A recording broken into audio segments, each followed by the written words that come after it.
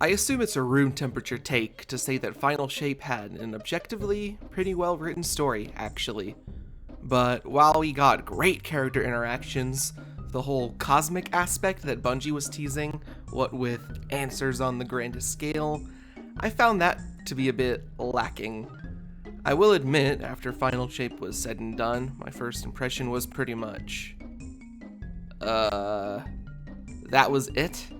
While Excision was a fun spectacle and the ending cutscene where Ghost dies and Cade sacrifices himself to revive him was very touching, the biggest answer we really got in terms of what was really going on with the Traveler and the whole flower game thing, other than the vague Traveler memory fragments and the ergo sum lore tab, was the witness saying that it wasn't the Winnower. Which is like, oh cool, the Winnower might exist then? But we never really got a concrete answer. While the story was good, yes, the bigger answers were kept far too vague. And honestly, I just wasn't sure where the story would head next. There were far too many mixed signals and... Wait. What's that in the patch notes? Fixed an issue causing the lore tab for the Nokre ship to not display properly. How thoughtful for you to visit me until the Oh. Oh. Nokre. Even the most perfect of pearls has grit at its center.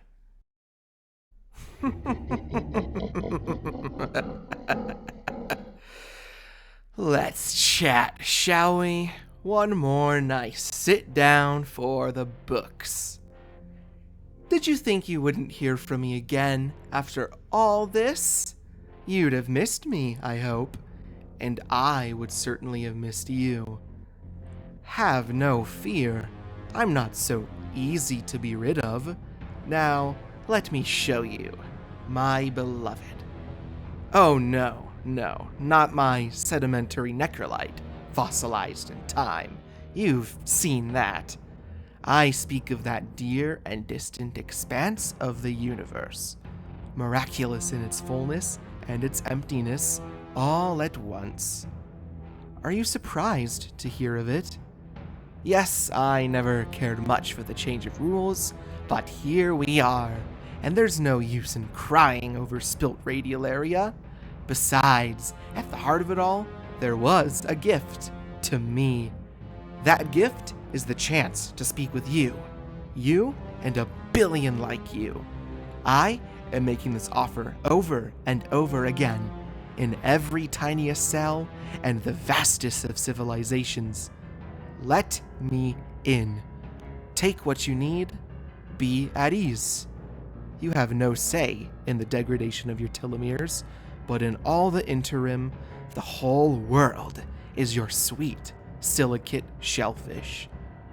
You exist because you have been more suited to it than all the others. Steal what you require from another rather than spend the hours to build it yourself. Break foolish rules. Why would you love regulation? It serves you to cross lines, and if others needed rules to protect them, then they were not, after all, worthy of that existence. Caricatures of villainy are out of style, I hear. Yes, I am no cackling mastermind. I am serious when I say this. It was not the trick of standing upright that lifted you from the dust. It was the mastery of fire, the cooking of cold corpse meat. That is not any unique faction's province, neither good nor evil. It is simply truth. This great, beloved cosmos, always decaying, always finding that same old lovely pattern, despite every candle flame burning amid the flowers. A billion electrons taking the path of least resistance. In darkness or in light, someone is always making my choice. Be seeing you. This was the final piece of the puzzle I needed. Unveiling is still relevant. The gardener and the winnower are indeed real. And while I'm still not entirely pleased that Bungie said we'd get answers in this expansion, and those answers came down to a singular voice line and one lore tab, at least now we've got a sense of direction. So, what is that direction? Where's this all going to lead? Well, I think someone has been hinting at what that direction is, and I believe that person is Savathun, the Witch Queen herself. If you haven't noticed already, Savathun has had a very apparent interest in games throughout Final Shape. More specifically, she often has been bringing up the idea of breaking the rules of whatever game she is talking about. We don't have time for your games. Oh, that's all this is, bro. A game of moving pieces and pretty shapes. But I'm looking beyond this one. Setting the pieces in the midst with great anticipation. The sword logic was always targeted, but your bomb logic also went down in flames. Quite spectacularly, if I do say so myself. 2 queens. Failed by ideology. We adapt or die, and it's a new age. Isn't that right, Your Majesty? Do you see it yet? The end of our little game, buried between memory and material. I feel the Traveler's pain too, you know. Without me, the Witness would have swept Saul away a long time ago. How noble of you. I am sure your intentions were pure, with no ulterior motive. Play an unwinnable game, meant to extend on forever. And I've shown you how to change the rules time and time again, without even a thank you. A long time ago, there were 3 sisters. A voice in the darkness put a lie in their hearts, and they've acted on it since. Just as you've been lied to. Light and dark, Witness and Traveler, always doubled, always pitted against each other in some grand game. Well, I've had enough of their games, haven't you? Let's break their rules together. If it wasn't obvious from what I was talking about just a moment ago, I think that this game she seems to be so obsessed with is the Flower Game, the never-ending cycle of conflict between the gardener and the winnower. And Savathun wants what she has always been after, a way out. From a meta standpoint, it has always been implied that Savathun knows she's in the game in a literal sense.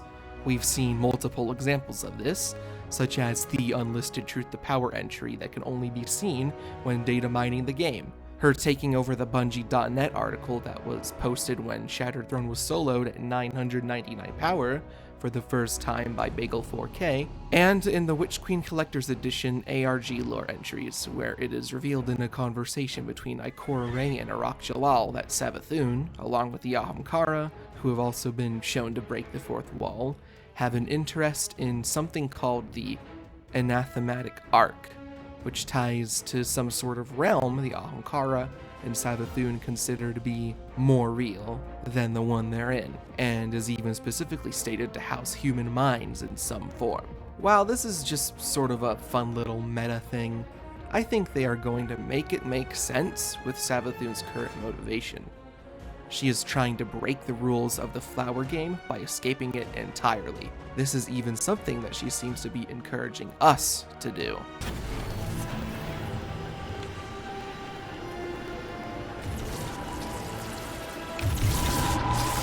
Well, look at you. Trusting your own instincts, thinking for yourself. I'm so proud. You and I, we're not interested in playing other people's games. Now Ziva or Rad? Oh, my sister has always played by the rules. And where did that get her? Nowhere good. There's no power in blindly following the whims of capricious, self-titled gods. Except yourself. I believe dual destiny is a form of foreshadowing. Prismatic's existence has essentially created a new rule within the game, giving us the ability to use light and darkness simultaneously to break the Flower Game's boundaries. I have an idea of how this could possibly play out, but as of right now, we simply do not have enough information for me to say for certain.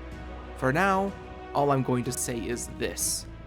Look out for that supposed eldritch threat that will show up in Heresy, as it seems very possible that the primal gods of the Destiny universe will be making their presence known.